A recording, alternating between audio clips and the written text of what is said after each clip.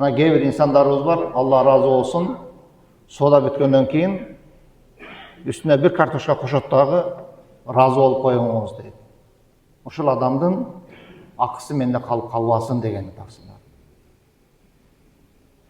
Анан кээде олурайып карап туура тартты, туура тартпадыбы деп тандап чоңураак помидорду алып пакетибизге салып кетебиз.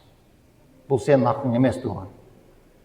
Содалашып бүттүңбү, андан кийин бирөөнүн акысынан бирдеке алып салбагын. Көпчүлүгүбүздө ушундай адат бар таксылар. Содалашасың, содаң бүткөндөн кийин анан дагы бирди алып салып аласың. Жок туган, ал тигинин акысы. Ошол бир помидор үчүн эртең кыяматта жооп беребиз тугандар. Сиз да сурап коюңуз, таксырым, мен ушунча сизге акча төлөдүм, ушуга ыраазы болуп коюңуз депчи.